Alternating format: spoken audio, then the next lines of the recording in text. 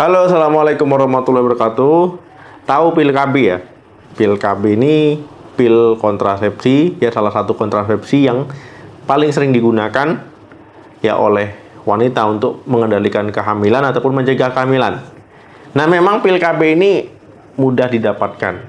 Ya bisa beli di apotik, bisa beli di toko obat ataupun di ya online shop misalkan. Nah, tetapi yang perlu teman-teman ketahui, ya walaupun gampang belinya, mudah didapatkan, tidak semua orang bisa minum pil KB ya. Tidak semua wanita bisa minum pil KB, cocok minum pil KB.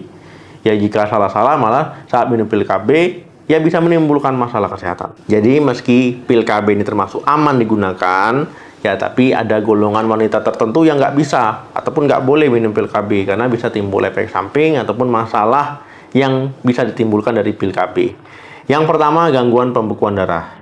Teman-teman mungkin belum tahu ya, kandungan estrogen yang terdapat di dalam pil KB ini bisa mengganggu ya pembekuan darah ataupun koagulasi. Jadi ada penelitian yang mengatakan ya orang yang mengkonsumsi pil KB itu 2-6 kali lipat dia lebih bisa mengalami gangguan pembekuan darah dibandingkan orang yang tidak mengkonsumsi pil KB ataupun kontrasepsi ini. Resiko ini akan lebih meningkat ya ketika orang tersebut sudah mengalami ataupun memiliki gangguan pembekuan darah, misalkan penyakit hemofilia.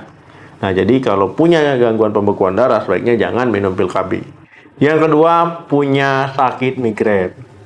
Nah, jadi untuk teman-teman wanita ya sebaiknya ketika punya sakit migrain ya ini konsultasi dulu ke dokter sebelum mengkonsumsi pil KB. Jangan beli sendiri di apotik. Ya karena pada pasien yang punya sakit migrain ini bisa meningkatkan resiko mengalami stroke iskemik. Nah, ini pada migrain yang disertai dengan aura.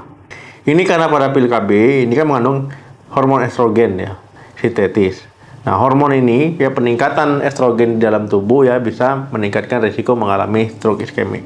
Berarti pasti ya dok? Tidak, ya resikonya memang kecil, tapi bukan berarti tidak mungkin.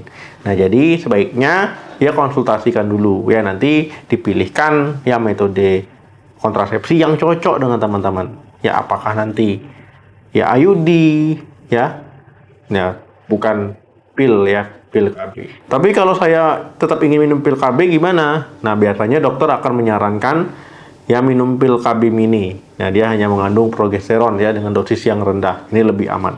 Ketiga, berusia lebih dari 40 tahun. Teman-teman, ya ketika usia sudah mulai menua, apalagi sudah 40 tahun ke atas, ya ini kan memang fungsi-fungsi tubuh itu lama-lama akan menurun ataupun sudah mulai menurun. Ya kondisi-kondisi ini ya tentu harus diperhatikan. Nah, kemudian kalau teman-teman ingin minum pil KB dengan usia segitu, ya ini ya biasanya kan beresiko mengalami penggumpalan darah. Karena pil tersebut ya mengandung hormon estrogen.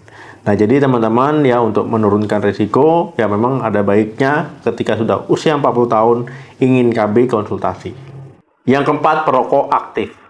Jadi teman-teman wanita yang perokok aktif ya ini memang tidak disarankan ya minum pil KB. Apalagi usia sudah 40 tahun ataupun lebih ya karena bisa meningkatkan risiko mengalami sakit jantung ya, serangan jantung, stroke. Ya ini bisa meningkat. Jadi kalau memang mau mengkonsumsi pil KB ya sebaiknya berhenti merokok. Ya kemudian ya ini nanti ubah gaya hidupnya jadi lebih sehat. Yang kelima, beresiko kanker payudara. Teman-teman, kalau seandainya ada riwayat keluarga yang mengalami ataupun memiliki penyakit kanker payudara, ya sebaiknya ya ini jangan minum pil KB ataupun bisa konsultasi ke dokter. Dok, saya mau kontrasepsi nih, jadi kira-kira apa yang cocok? Nah, ini saudara saya ataupun misalkan ibu saya dulu pernah kena ini kanker payudara, jadi kira-kira aman nggak nih pil KB? Nah, seperti itu ya. Jadi memang pil KB yang dosis tinggi ya ini bisa meningkatkan resiko yang mengalami kanker payudara, apalagi ada riwayat keluarga. Nah, jadi teman-teman, ya walaupun pil KB ini bisa dibeli di apotik tanpa resep dokter, ya bisa dengan mudahnya kita dapatkan, bisa kita pilih mereknya macam-macam ya, walaupun ada yang mahal, ada yang murah ya, ada yang sedang, ya bukan berarti itu aman dikonsumsi untuk setiap wanita. Jadi ada golongan-golongan yang memang sebaiknya berkonsultasi sebelum minum pil KB. Ataupun langkah bijaknya ya sebelum memilih kontrasepsi itu konsultasikan dulu. Jadi nanti bisa dipilihkan ataupun direkomendasikan yang cocok. Ya, untuk ibu apa, ya untuk mbaknya apa. Ya, jadi ini penting sekali diingat. Oke teman-teman, terima kasih yang sudah menonton video sampai habis. Jangan lupa like, share, dan komen. Sampai ketemu lagi di video saya selanjutnya. Salam sehat, sampai jumpa.